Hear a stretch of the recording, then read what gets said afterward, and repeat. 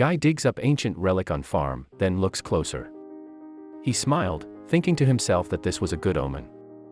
Though he lived in a region with thousands of years of history, he had never found something like this on his property. Perhaps this would help him turn his fortunes around.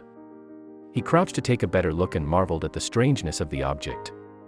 But the closer he got, the more he realized there was something there he was not seeing. And when he finally figured it out, he couldn't believe his eyes. Rural life. But extraordinary things like this did not happen often to Li Wenhua. He was an ordinary orange farmer living in Pujiang village, the southernmost part of Chengdu in Sichuan Province, China. He led a simple life and did not have many luxuries, though he was always able to put food on the table and provide for his family. That is, until things started to change and he realized his fate was out of his control. Land of abundance. For a long time, agriculture has provided a good living for people in the Chengdu area. Located on the Chengdu Plain, the city has been known as the Land of Abundance since ancient times thanks to its fertile soil and favorable climate. Then, in the 2nd century BC, an irrigation system was built on the Min River that turned Sichuan into the most productive agricultural region in China. That legacy has continued into modern times. But new obstacles are emerging, and Farmer Li is well aware of them. Blessed be the fruit. Li is a mandarin orange farmer.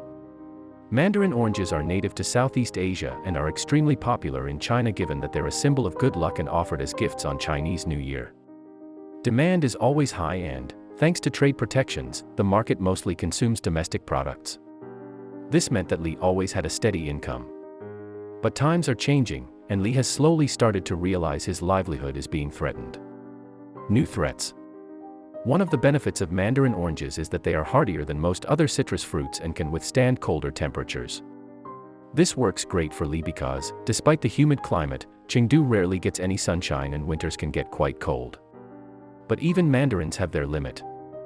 Increased pollution, compounded by climate change, has made the weather more unpredictable.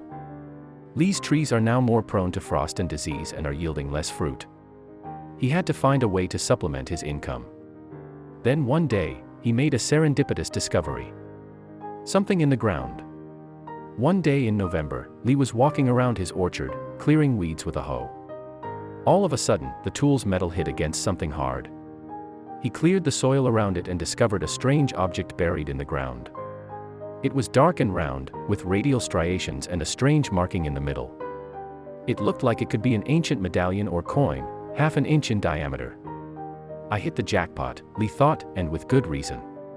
Relics of the past. Like many places in China, Chengdu is rife with history. It is the earliest known settlement in southwestern China, and archaeological research has found evidence of civilizations dating as far back as 5,000 years ago. Artifacts found throughout the province range from jade items to bronze masks and gold staffs. Li had never found something like this on his property. But if the strange object in the ground truly was an ancient relic, he knew it would fetch a pretty penny. Highly sought after. Even though Mao's Cultural Revolution engaged in the destruction of ancient history and culture, today's China sings a very different tune. The government has realized the value of tourism for the country's economy, and so they spend a lot of money and effort recreating historical sites and collecting archaeological evidence. Then there's also the lucrative black market. Li thought this might be the thing to solve his financial woes. He pushed the object gently with the tip of his hoe. And then, it moved. It's alive. The strange object came to life right before Li's eyes. The dirt began to sink underneath it, and then he watched as a bunch of tiny legs sprang up from beneath. Then he saw it. This was no ancient relic at all, but an alien-looking spider. Surprised as he was, Li quickly grabbed an empty water bottle and scooped up the little spider.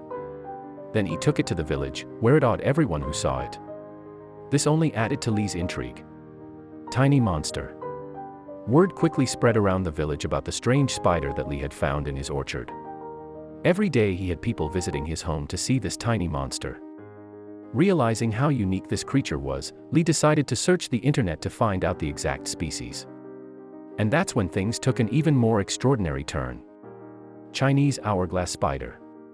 The spider's look was quite unusual, so it didn't take Li long to figure out what kind it was. It turned out to be a Chinese hourglass spider, a type of trapdoor spider that lives in underground burrows. The arachnid builds a sort of trapdoor made out of soil, plants, and silk to conceal and protect itself.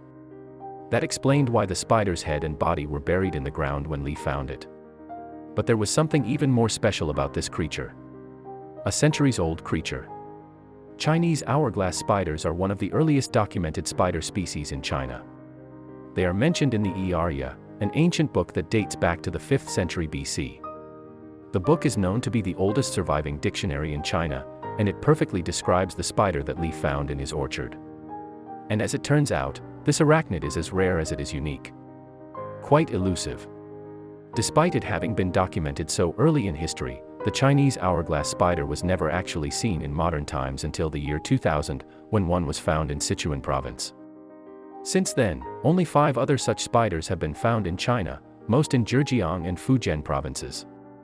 So it might not be an ancient relic, but it was still quite valuable. And Li intended to take full advantage of that. Highly valuable. The scientific value of this kind of spider is very high, explained Zhao Li, expert entomologist and director of the Huaxi Insect Museum.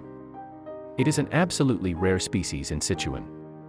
I have spent a lot of energy trying to find it and have not met one. Given this information, Li decided he might be able to sell it.